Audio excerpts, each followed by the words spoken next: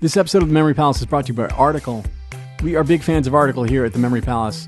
This room of the palace, the ballroom where I'm sitting right now, it's palatial, trust me, is lit beautifully by a legit beautiful lamp from Article. This stuff is of extraordinarily high quality. It is truly lovely furniture that's influenced by, mid-century modern and Scandinavian styles. I have a feeling you're really going to like it. If you've never checked it out before, summer and warmer weather is right around the corner here in the Northern Hemisphere. And they really have fantastic outdoor furniture. It's totally worth checking out. Go to article.com and take a look. The stuff looks great, and it is made with all these outdoor-friendly materials like teak and acacia wood and granite and galvanized steel and rattan. And it comes to you with a flat delivery fee of $49, regardless of what you're buying and how big the order is. So go to www.article.com/memorypalace and get $50 off your first purchase of $100 or more. That is www.article.com/memorypalace. Go check it out.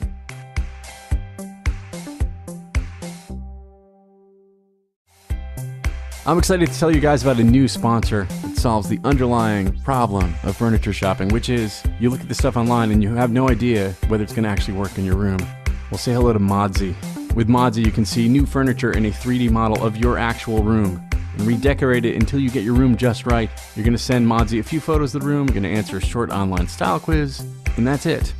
Then you have this sort of 3D model of your room, and then you can take furniture that they have from all these great partners, like Crate and Barrel and West Elm, and spin them around, and you can see exactly how they're going to look in your space. And there's no more, crossing your fingers and just hoping it's going to fit, or crossing your fingers and just hoping that the colors aren't going to clash.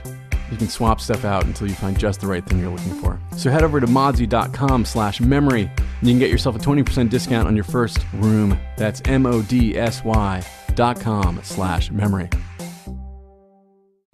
This is The Memory Palace. I'm Nate DiMeo. How can you know if it's love? How can you know if it's real? How can you know what the other person is feeling? How can they know your heart, even if it is right here on your sleeve? How can we know what they have, that couple there? Are they in love? Are they still? Were they ever? Are they performing love? How can we possibly know from all the way over here, right beside them? For $1 a week, a man named Ohnono performed a life. It cost $0.25 to watch him do it in the summer of 1881 at Bunnell's Museum in Brooklyn, where amidst the fat woman, the skinny man, the rubber man with the stretchable skin, you'd find Ohnono, one of 6 men known collectively as Farini's Friendly Zulus.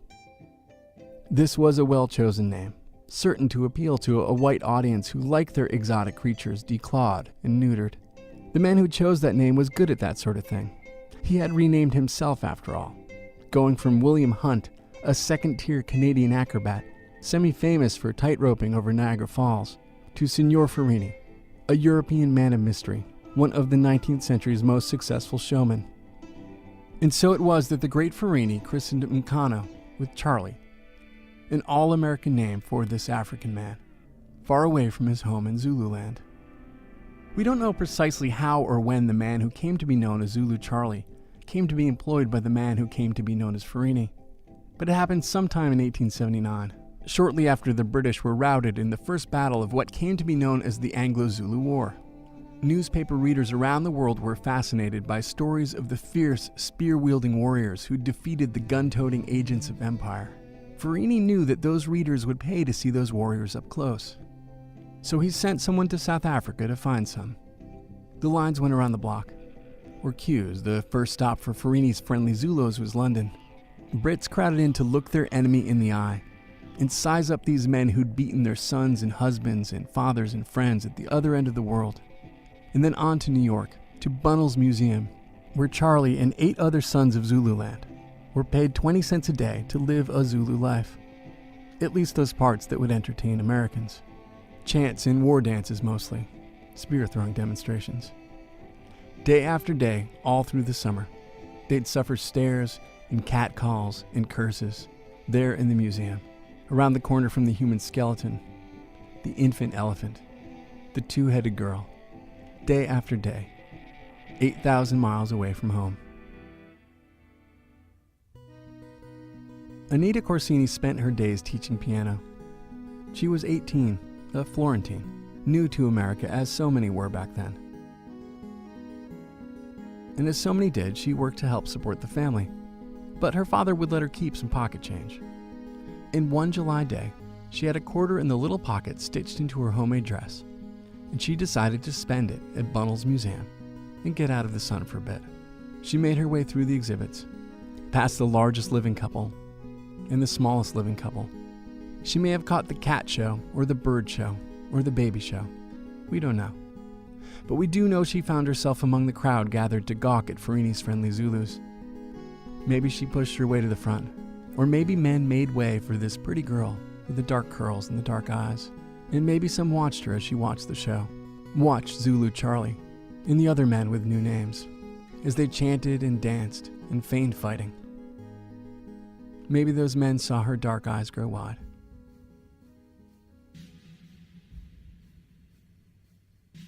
How can we tell if it's love? How can we parse desire?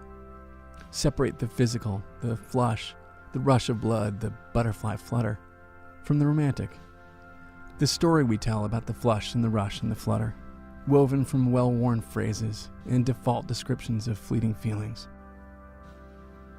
Anita Corsini called it love at first sight. She knew enough English for that. There's a phrase in Italian, un colpo di fulmine, a lightning bolt of love. Maybe she used that when she told her father, Tommaso, a man who made display cases for a living, about how she had fallen in love with a man on display. Told her father about how every free quarter he'd let her keep was spent at Bunnell's Museum, to gaze upon this man from Zululand. About how she'd worked up the courage to talk to him, this thrower of spears and of lightning bolts, and how he said he loved her too, and asked her to marry him, and how she had said yes. Her father had her arrested. She spent the night in Jefferson Market Prison in the West Village. He wanted to send her to the insane asylum on Blackwell's Island, but the police wouldn't go that far. There was nothing they could do, really. New York was one of the few states where interracial marriage was legal.